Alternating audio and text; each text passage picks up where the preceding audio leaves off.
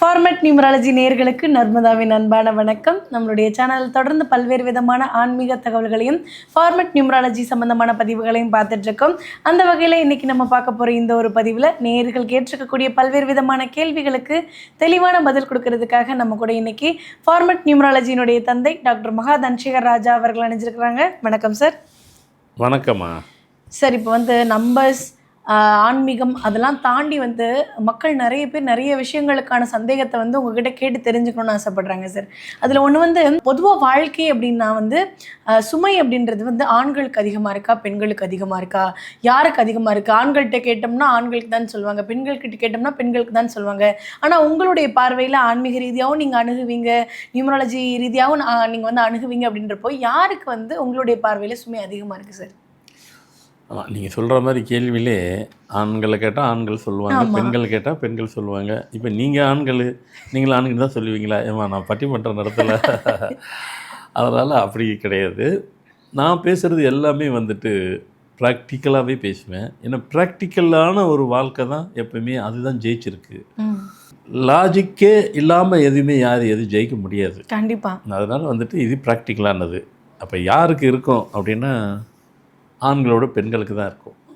அப்போ ஆண்களுக்கே இல்லையா இப்படி சொல்லி விட்டிங்கன்னா நாங்கள் இப்படி அப்படின்னாக்கா, இப்போ நான் சொல்லி முடிச்சதுக்கப்புறம் நீங்களே அதை உங்கள் கையில், அதாவது உங்கள் கையில் மீன்ஸ் பார்க்குறவங்க அவங்கக்கிட்டே நீங்களே அதை முடிவு எடுத்துக்குங்க யாருக்குன்னு. அதனால் இது ஒரு விதமான கைண்ட் ஆஃப் இந்த சுமைங்கிறது. ஆனால் இதை மறுக்க முடியாத, மாற்ற முடியாத, ஏற்றுக்கொள்ளக்கூடிய ஒரு சுமை தான்.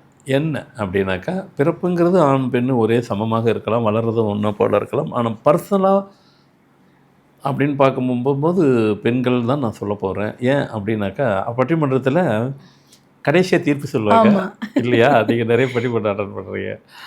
இதில் முதல்ல சொல்லிவிட்டு அதுக்கு விளக்கம் கொடுங்க. அதுக்கு நான் ஒரு எக்ஸ்ப்ளனேஷன், ஒரு டெஃபினிஷன் கொடுக்க போகிறேன். பெண்கள் தான் அப்படின்னு நம்ம சொல்ல போகிறது எதனால் அப்படின்னாக்கா, ஒரு வீட்டில் ஆண் பெண்ணு 2 இருக்குது. எல்லா வீட்லையும் 6 குழந்தை, 1 பெண் குழந்தைன்னு வருது.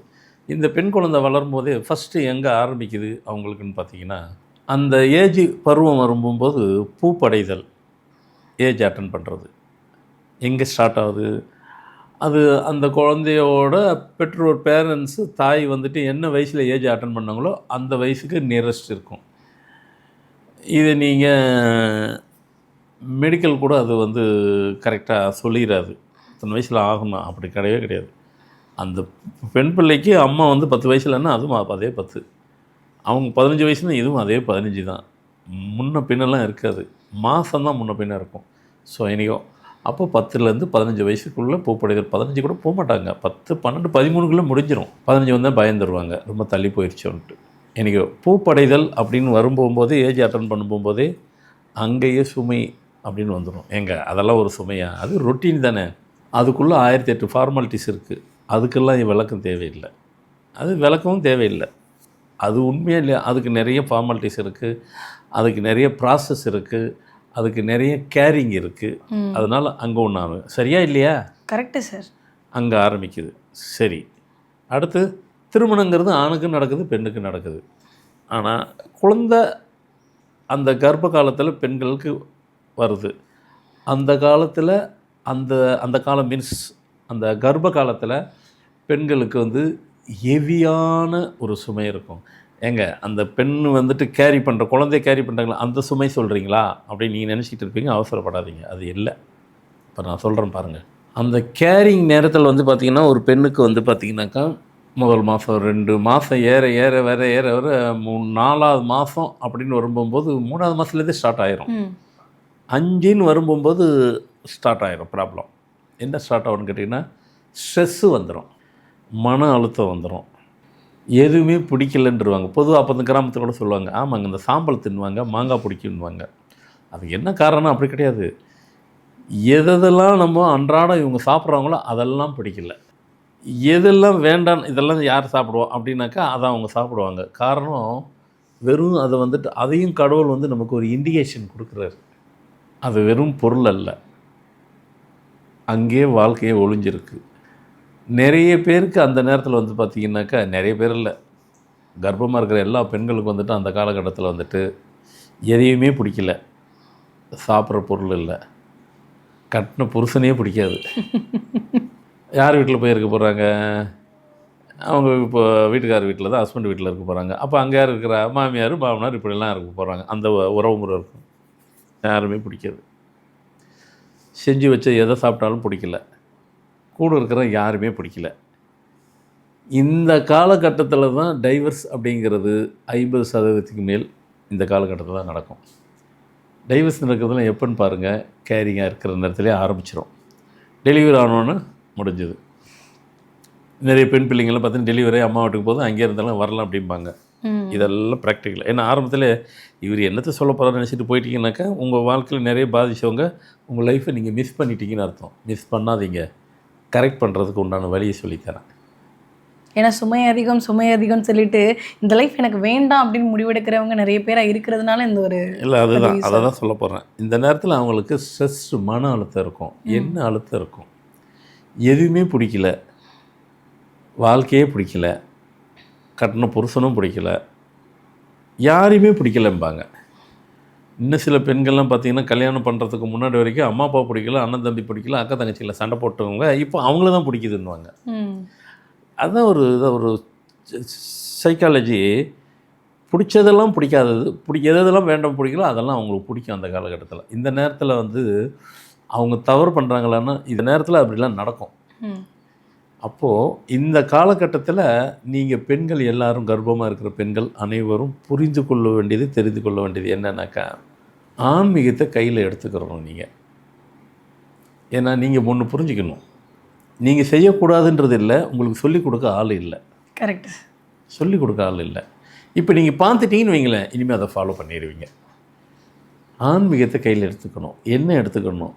என்னென்ன ஸ்லோகம் இருக்கோ, என்னென்னலாம் உங்களுக்கு இதை செய்யணும். நீங்கள் வேலைக்கு போகிறீங்களா, பொறுமையாக போங்க. இல்லை நான் வேலைக்கே போக மாட்டேன், வீட்டில் இருக்கீங்களா, பரவாயில்ல, காலமுறை பொறுமையாக ஸ்லோகத்தையாக சொல்லிக்கிட்டே இருங்க. ஏன் அப்படின்னு கேட்டிங்கன்னா, இந்த காலகட்டத்தில் நீங்கள் ஸ்ட்ரெஸ்ஸோடு இருக்கிறீங்க, மன அழுத்தம் அதிகமாக இருக்கும். காரணம் காரியம்லாம் கேட்க முடியாது. ஏன்னா இது நடக்கக்கூடிய ஒரு நிகழ்வு தான். இது எல்லாத்துக்கும் நடக்கும். உலகம் முழுவதும் உள்ள பெண்களுக்கு உண்டான விஷயங்கள் இது. இப்போது இதை முதல்ல உங்களுக்கு புரியல, உங்களுக்கு புரியாததுனால உங்களை சுற்றி இருக்கிற உறவுக்கு யாருக்கும் புரியல. அப்போ என்ன பண்ணுவார் உங்கள் வீட்டுக்காரரு, நீ எவ்வளோலாம் கேட்ட, என்னென்னலாம் கேட்ட, அவ்வளோ வாங்கி கொடுத்த, நீ என்னையே பிடிக்கலேன்றிய, நீ என்னையே திட்டுறிய. அது பிடிக்கலன்னு சொல்ல மாட்டாங்க. பிடிக்கலன்னு யாருன்னா சொல்லுவாங்களா? பிடிக்கலன்னு சொல்கிறதுக்கு பதில் எது செஞ்சாலும் சரியில்லைன்னுவாங்க. அது ப்ராக்டிக்கல். ரெண்டாவது தேவையில்லாததெல்லாம் பேசுவாங்க. நான் அப்போ அதை கேட்ட, நீ அதெல்லாம் செய்யலேன்னுவாங்க. அதெல்லாம் வேண்டாம் நீயே கேட்டுட்டு சொன்னதை போய் இப்போ போய் ஞாபகம் வச்சு கேட்குறேன்னு நம்ம திருப்பி கேட்பாங்க. இப்படி தேவையில்லாத பிரச்சனையை முரண்பாடாற்று இவங்களே பேசுவாங்க. ஏன்னா இவங்க தான் ஸ்ட்ரெஸ்ஸில் இருக்காங்களா, மன அழுத்தத்தில் இருக்காங்க, என்ன பேசுனது தெரியாது. இதில் 2 பேர் புரிஞ்சுக்கணும். ஒன்று அந்த பொண்ணு இப்போ புரிஞ்சுக்கிறணும், கர்ப்பமாக இருக்கிற பொண்ணு என்ன புரிஞ்சுக்கணும், ஆன்மீகத்தை கையில் எடுத்துக்கோங்க, ஸ்லோகமாக சொல்லுங்கள். இனிமேல் கர்ப்பமாக இருக்கிற பெண்களெல்லாம் இப்படி தான் இருப்பாங்கன்ட்டு அவங்கள சுற்றி இருக்கிறவங்க நீங்களும் புரிஞ்சுக்கங்க. தெரியாதவங்க நீங்கள் இப்போ இந்த ப்ரோக்ராம் கேட்டு தெரிஞ்சு சொல்லி கொடுங்க. இந்த காலத்தில் இந்த பெண் இப்படி தான் இருக்கும், அது பேசுகிறதெல்லாம் தப்பாக பேசுது. என்ன தப்பாக பேசுது? ஒன்று பிடிக்கல, அதை பிடிக்கல, இதை பிடிக்கல, முதல்ல பொருளை பிடிக்கல, அப்புறம் ஆளையே பிடிக்கல. இந்த நேரத்தில் தான் டைவர்ஷன் 50% உலகம் ஃபுல்லாக எல்லாத்துக்கும் நடக்கிறது. காரணம், பிடிக்கலன்ற சொல்கிறது பொருள் போய் மனிதனையும் சொல்கிறதுனால டக்குன்னு எல்லோரும் முடிவு எடுத்துடுறாங்க. முடிவு எடுத்துகிட்டு தவறான டிசிஷன் எடுத்துடுறாங்க. இந்த பொண்ணு அவங்க அம்மா வீட்டுக்கு போய்ட்டு டெலிவரி ஆகிடுச்சு, அங்கே இருந்துச்சு, வரல, அதனால் வேண்டாம். ஏதோ ஒரு காரணம் அது. அந்த நேரத்தில் அதெல்லாம் பேசிச்சு, இது அப்போ பேசிச்சு பாருங்கள். அந்த பேசுனது அப்படியே தொடர்ச்சியாக பேசி கடைசி வரைக்கும் அது மெயின்டைன் பண்ணும். ஏன்னா பிடிக்காதவர்கிட்ட ஒருத்தர்கிட்ட பேசுகிற மாதிரி, பிடிச்சி வாழ்ந்தவர்கிட்ட போய் பிடிக்காமல் வாழ்கிற மாதிரி ஆயிரும். ஸோ அதனால் ரொம்ப கேர்ஃபுல்லாக இருங்க. இது ஒரு சயின்டிஃபிக்கான ஒரு சமாச்சாரம். உள்ளே வளர்கிறது குழந்தை, உங்கள் குழந்தை. நீங்கள் இந்த ஸ்ட்ரெஸ்ஸோடு வளர்ந்தீங்கன்னா பிறக்கிற குழந்தை, அதுலேயே நிறைய குழந்தை ஸ்ட்ரெஸ்ஸோடு தான் பிறக்கும். நிறைய குழந்தை அக்ரெசிவாக இருக்கிறதுக்கு காரணம் இதுதான், வேறு எதுவும் இல்லை. நீங்கள் எப்படி இருக்கீங்களோ உங்கள் வயிற்றில் இருக்கிற குழந்தை அப்படி தான் இருக்கும். நீங்கள் ஆன்மீகத்தை கையில் எடுத்துக்கிட்டிங்கனாக்கா அந்த குழந்தையும் ஆன்மீகத்தோடு இருக்கும். இப்போ ஆல்மோஸ்ட் எல்லோரும் கொஞ்சம் புரியுற, ஏன்னா இதை கேட்டுட்டீங்க. கண்டிப்பாக ஒரு முறை கேட்டால் நான் சொல்கிறது புரிஞ்சிருக்காது, ஏதோ சொல்கிற மாதிரி இருக்கும். திருப்பி திருப்பி திருப்பி ரீவைண்ட் பண்ணி ஒரு 5 முறை 10 முறை கேளுங்க. பிடிச்ச சீனை 10 வாட்டி போட்டு கேட்குறத பார்க்குறதில்ல. இது பிடிச்சது, அது என்டர்டெயின்மெண்ட்டுக்கு, இது வாழ்க்கைக்கு நல்லா ஓ இவ்வளோ ஆழமான அர்த்தம் இருக்கா? சரி, இனிமேல் நம்ம வீட்டுக்கு வந்த பெண் பிள்ளைய அவள் பேசுனாலும் அவளை நாம் அட்ஜஸ்ட் பண்ணிக்கணும் அப்படின்னு பெரியவங்க நீங்களும் பண்ணிக்கிங்க. அந்த பெண் பிள்ளையும் வந்துட்டு நாம் இந்த நேரத்தில் இப்படி தான் இருப்போம், அதனால் நம்ம கட்டுப்படுத்தி பேசுவோம் அப்படின்னு அந்த பொண்ணும் புரிஞ்சுக்கணும், கட்டின புருஷனும் புரிஞ்சுக்கிறணும், மொத்த பேரும் புரிஞ்சுக்கிட்டு இனிமேல் லைஃபை இப்படி லீட் பண்ணுங்க.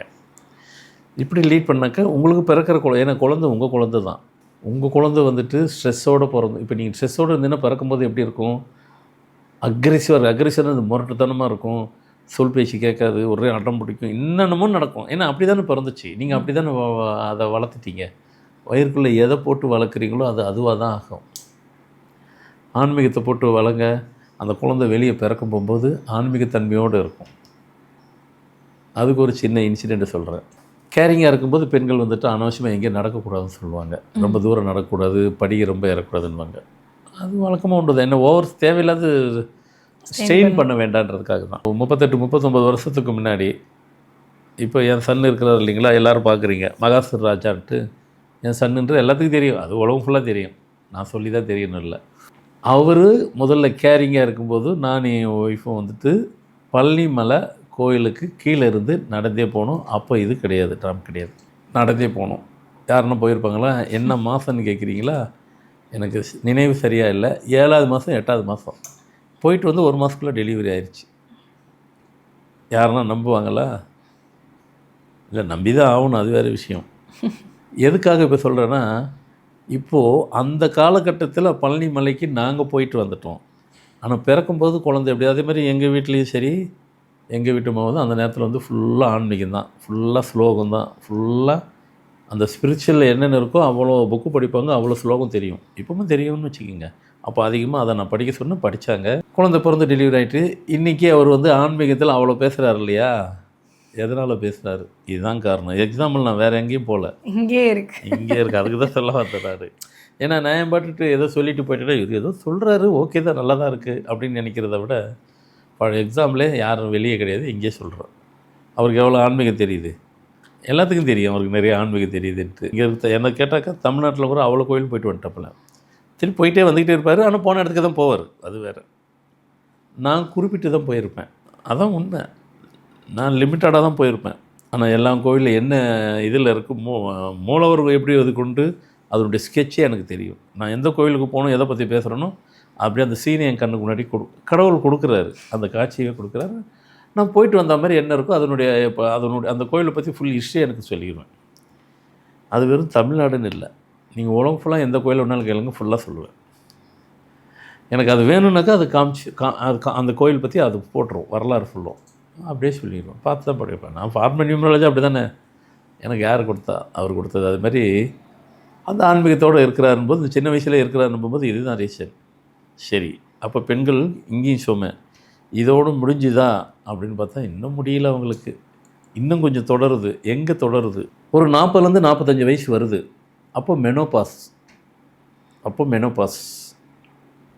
அந்த மெனோபாஸ் நேரத்தில் அப்பையும் வந்து பார்த்திங்கனாக்கா, எப்படி கேரிங்காக இருக்கும்போது, கர்ப்பமாக இருக்கும்போது எப்படி ஸ்ட்ரெஸ்ஸில் இருந்தாங்களோ அதே ஸ்ட்ரெஸ் இப்பயும் வந்துடும், அதே சூழ்நிலை இப்போயும் வந்துடும்.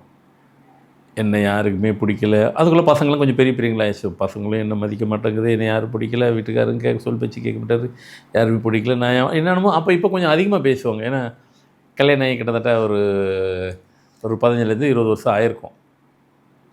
அப்போ நிறைய வாழ்க்கையில் கற்றுக்கிட்டு. ஆனால் அப்போ எப்படி பேசுனாங்களோ அதை மாதிரியே பேசுவாங்க, அதோட கூடுதலாக கூட பேசுவாங்க.